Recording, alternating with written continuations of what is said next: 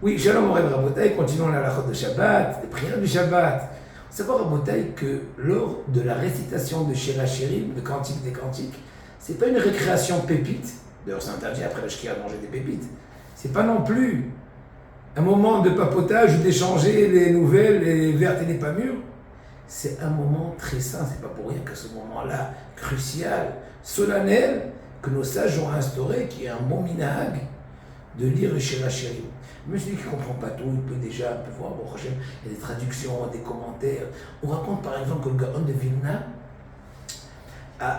après la longue nuit de l'El Seder, à Pessah s'enfermer. On a mentionné ça dans les cours de Pessah, à huis clos, et il disait avec ferveur indescriptible, avec languissement, avec attachement, avec Hitlahavut, le Shir HaShirim. Il y a Sodé Sodot là-bas, Shir HaShirim, c'est Kodesh Kodashim. Donc, Rabotai, l'importance du Shir HaShirim, on raconte, le Midrash raconte que Rabbi Akiva, quand il lisait le Shir HaShirim, éclatait en sanglots.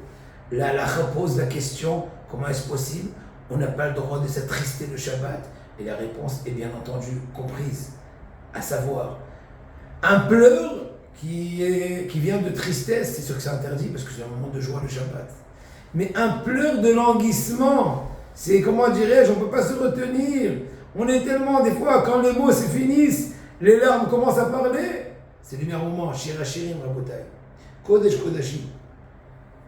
Maintenant, c'est vrai que des fois, on n'a pas assez de temps. Imaginons, selon le comité de la synagogue, on ne peut pas faire aussi bien la dracha de Shir HaShirim. Ça fait un trop long métrage.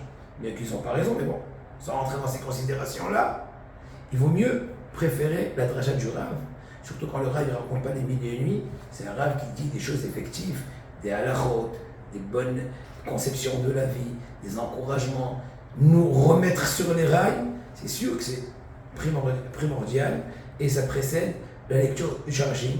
Mais quand même, heureux celui qui sait bien faire la part des choses et qui fait l'un et l'autre.